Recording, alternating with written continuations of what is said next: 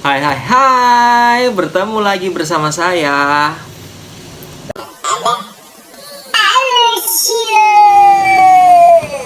Ya, malam hari ini tetap seperti biasanya harus sih membuat empati untuk Cio.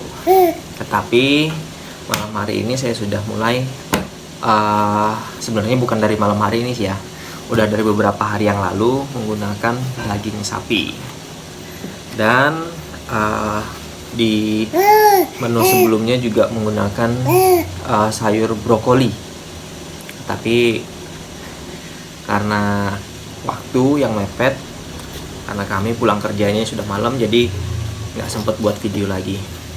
Nah, malam hari ini itu akan berbeda karena akan menggunakan full beras merah.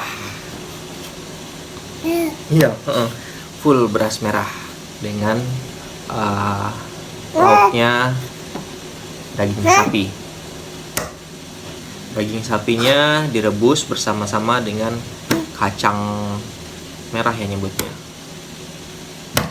Oke, untuk bahan-bahannya mari kita lihat.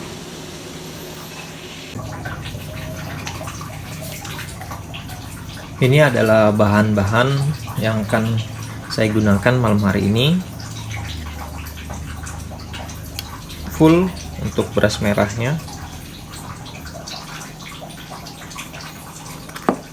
Tidak dicampur lagi menggunakan beras putih. Ada bunga kol. Seperti biasa, tomat dan wortel harus ada. Keju, tahu 1 blok, dan ini daging sapi. Ada kedelai, bukan kedelai ya ini, kacang merah, sorry, bukan kedelai, kacang merah, dan labu siam. Oh iya, di sebelum-sebelumnya saya tidak pernah membicarakan atau memberikan informasi untuk labu siam. Ketika setelah dibersihkan kulit-kulitnya, ketika setelah dipotong-potong, itu direndam ke dalam air yang sudah diberi garam.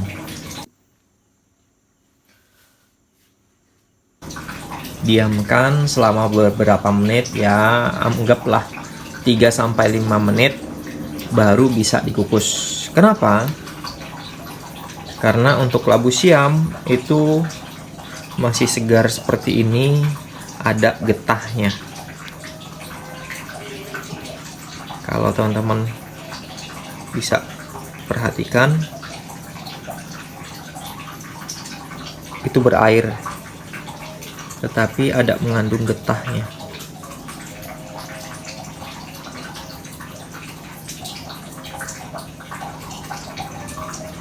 Berair dan mengandung getah.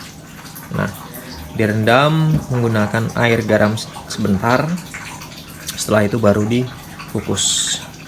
Untuk bahan-bahannya, mengapa saya menggunakan kacang merah? Itu supaya Cio kali ini mulai mengenal ada rasa. Karena mungkin ya, apabila teman-teman pernah masak iga sapi dicampur dengan kacang merah, bukan yang besar-besar ya, tapi kacang merah yang ini, itu lebih berasa. Ada rasa lain selain rasa daging, jadi lebih gurih. Nah, untuk mencampurkannya nanti, untuk memasaknya, itu kacang merah terlebih dahulu dan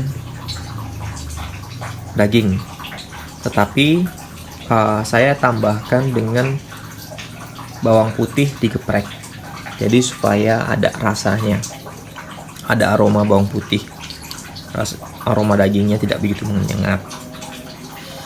Oke, ini bahan-bahannya, dan ini adalah menu empasi di hari yang ke berapa ya, 14 ya, 14 ke atas sudahan, 14 ke atas. Oke, nanti hasilnya akan saya berikan setelah dimasak dan di blender. Nah, itu dia bahan-bahannya. Sudah dilihat kan? Kalau ada pertanyaan, terus dengan makanan seperti itu bagaimana BAB-nya?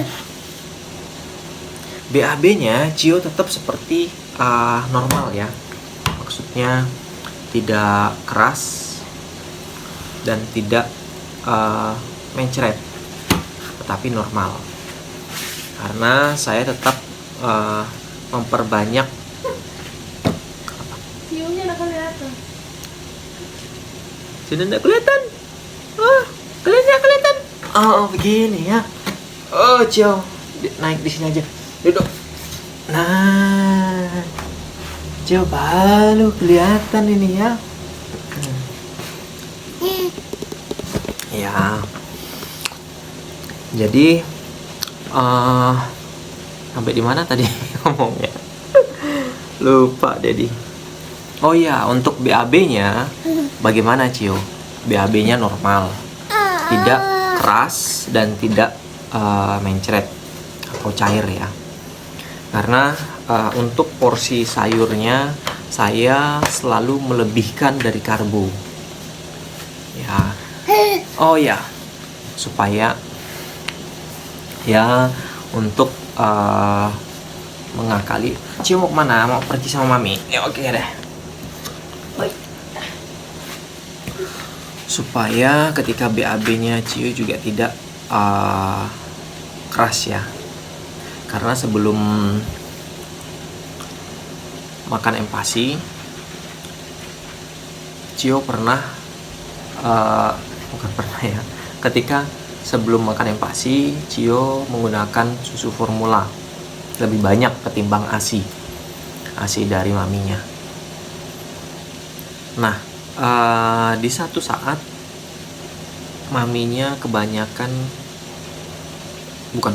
kurang porsinya, kurang gimana sih, untuk airnya, takaran air itu kurang banyak. Jadi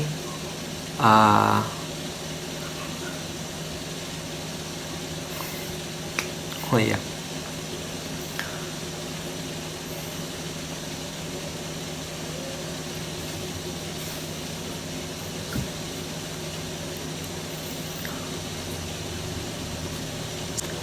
sebelum Abersio makan pendamping ASI, ya sebenarnya susu formula ya, karena mendampingi minum susu, itu Cio minum susu formula mix dengan ASI dari maminya.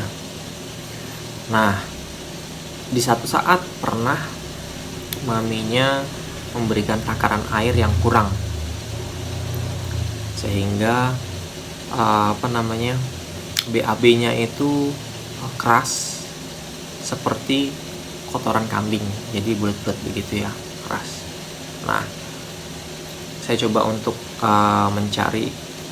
menelusuri ini apa yang salah. Saya bertanya apakah takaran airnya kurang atau bagaimana. Karena dari awal ketika kami mix menggunakan susu formula, karena ASI-nya keluarnya tidak banyak. Jadi ketika kami memutuskan untuk menggunakan susu formula, saya memberikan takaran airnya lebih banyak sedikit dari anjuran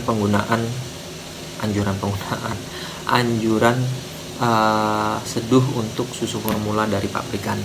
Jadi misalkan dari pabrikan itu untuk satu takar sendok ukur ini ya susu, itu airnya 20 atau 30 ya, anggap seperti itu, 20 atau 20 satu sendok itu 20 mili untuk airnya. Tetapi dari Cio kecil itu saya sudah melebihkan airnya 30, dan semakin besarnya Cio saya tambahkan lagi 40. Jadi tidak sampai sesuai standar seperti pabrikan sarankan. Kenapa? Saya menjaga supaya BAB-nya tidak keras ya. Dan itu terbukti ketika maminya Cio membuatkan susu dengan takaran seperti pabrikan itu ketika sudah di atas 6 bulan. Jadi susu formulanya sudah berubah, bukan 0 sampai 6 tapi 6-12. Itu BAB-nya keras. Nah, jadi selama mulai dari 0 dan 6 bulan itu apa yang saya terapkan tidaklah salah untuk memberikan lebih kepada takaran air. Malam hari ini saya ingin sharing juga mengapa saya mencoba berbagai macam bahan, mulai dari kentang, jagung, ubi jalar ya tempo hari, dan ada sayurnya itu kol ungu, ada wortel, tomat, terus daun kelor, terus apa lagi saya lupa, brokoli, dan yang lain yang pernah saya buatkan untuk Cio. Itu tujuan utamanya saya adalah selain mengenalkan rasa, itu mencoba mengetahui Cio sebenarnya alergi tidak sih terhadap makanan. Nah, terutama misalkan ada alergi tahu, protein apa sih namanya, nabati ya, tahu, telur, daging. Nah, ada nggak alergi dari sini? Itu yang ingin saya ketahui. Jadi sehingga ketika nanti besar, Cio di luar makan tanpa sepengetahuan kami, tiba-tiba muncul alergi seperti ini. Nah, kami tidak tahu apa yang dimakannya. Itu lebih parah. Jadi mulai dari kecil saya mencoba untuk mengetahui Cio ini ada pantangan tidak terhadap makanan. Nah, kemarin ikan lolos, terus untuk kacang-kacangan sudah lolos, tidak ada. Sampai detik ini Cio belum ada indikasi alergi terhadap makanan. Nah, itu salah satu tujuan saya untuk mencoba berbagai macam menu dari sayuran sampai lauk pauknya. Oke, untuk prosesnya selanjutnya nanti akan saya tampilkan setelah di blender, setelah mix. Ini adalah penampakan dari sayur yang sudah dimasak dan di blender.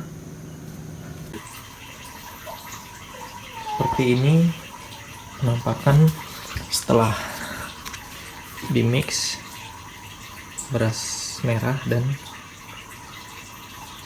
sayur-sayuran, begitu juga dengan lauk pauk.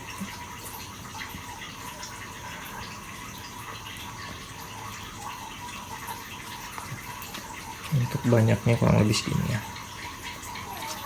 Ini untuk sarapan, dan ini bisa dibagi jadi 2, makan siang dan makan malam.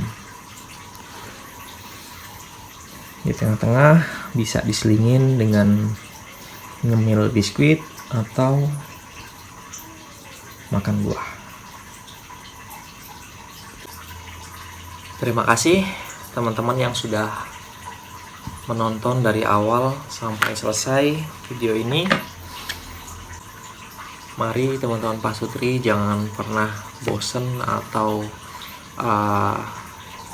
mencoba menu-menu baru. Jangan pernah takut. Ya, itu dia. Jangan pernah takut untuk mencoba menu-menu baru untuk dicicip oleh buah hati di rumah. Karena tanpa kita ketahui apa yang tidak bisa dimakan oleh buah hati kita, kita tidak akan pernah tahu jika belum diberikan. Lebih baik kita mengetahuinya mulai dari kecil daripada nanti tiba-tiba sudah besar dan yang dimakan banyak. Itu lebih merepotkan. Terima kasih. Semangat, salam sehat. Bye-bye.